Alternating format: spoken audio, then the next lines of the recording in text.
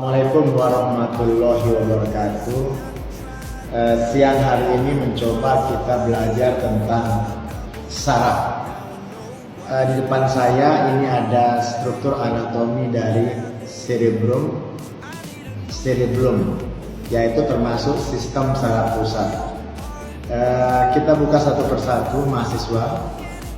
Ini adalah yang namanya cerebellum atau otak kecil. Fungsinya dari cerebellum adalah untuk mengatur pergerakan atau untuk mengkoordinasi bagian somatik, bagian-bagian tubuh untuk pergerakan, koordinasi, dan lokasi. Selanjutnya mahasiswa, ini adalah namanya cerebrum atau otak besar. Otak besar dibagi dua, hemisfer kiri dan hemisfer kanan. Hemisfer kiri fungsinya adalah untuk kepintaran, untuk kecakapan, untuk konsep dan lain sebagainya. Sedangkan hemisfer kanan lebih ke arah fungsi dari pergerakan, fungsi dari keseimbangan dan lain sebagainya. Setelah kita buka cerebrum, di samping fungsi cerebrum secara umum adalah sebagai the central of process dari semua sensori yang masuk. Di samping itu cerebrum fungsinya juga untuk kesadaran. Selanjutnya di tengah-tengah kepala kita ini kita ambil. Nah, ini yang sangat menarik mahasiswa. Di beberapa teori ini namanya adalah diencephalon, bisa dimajukan. Diencephalon itu nama lainnya adalah thalamus. Yang agak dalam bawahnya ini disebut hipotalamus, sedangkan yang maju disebut hipofise, anterior dan superior. Selanjutnya mahasiswa, yang ini disebut, yang tengah ini namanya mesencephalon.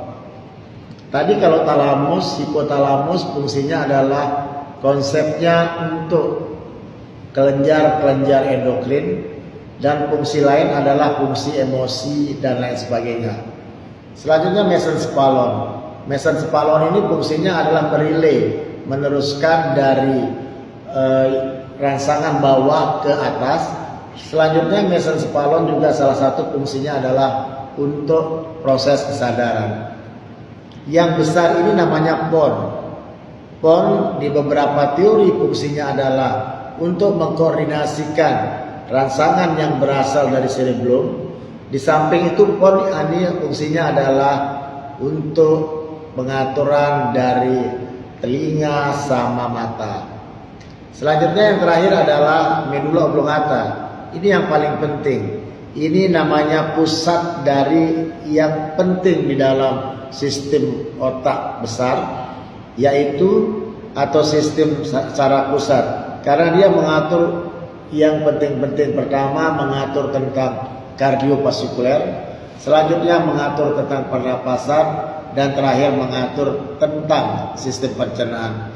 Inilah mahasiswa bagian-bagian dari sistem saraf yang secara garis besar harus Anda pahami, sehingga Anda bisa menjadi keren dan memahami struktur saraf secara menyeluruh. Demikian, Assalamualaikum warahmatullahi wabarakatuh.